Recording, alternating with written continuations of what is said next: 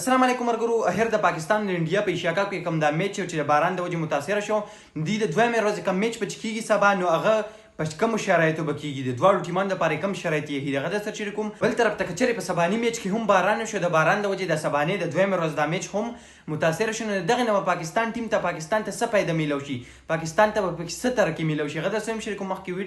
ویډیو تر اخره پورې وګورئ. د پاکستان د انډیا سبانۍ د دویمې ورځې کوم میچ په شروع کېږي تاسو وکتل چې لومړۍ ورځ میچ د باران د وجې متاثره شو نو دویمې ورځ کوم میچ دی نو هغه چې انډیا کوم ځای باندې خپل بیټینګ ودرولې دغه ځای به شروع کړي 50 اوور به پوره کړي او د پاکستان ټیم به ورته هم کیدای شي راوړي دغه میچ بیا هم ته ګورو هغوی به ورته هم دغه 50 اوور یې خپلې پوره کوي او که چېرې باران شو دویمه ورځ هم متاثره شو د باران د وجې نو دغه میچ به مکمل کینسلیږي. بل طرف ته تاسو ته ما دویمه خبره وکړه د پاکستان او د انډیا که چېرې دا دویم میچ د دویمه ورځ دا میچ هم کینسل کړی شو د باران د وجې متاثر شو نو د پاکستان به ډایرکټ ځي فاینل ته ځکه چې دې کې سیمي فاینل نشته. تاسو ته ما مخکې ویلي د انډیا که چېرته د نورو ټیمانو سره مقابلې نو هغه به کوي خو پاکستان به ډایرکټ ځي فاینل ته.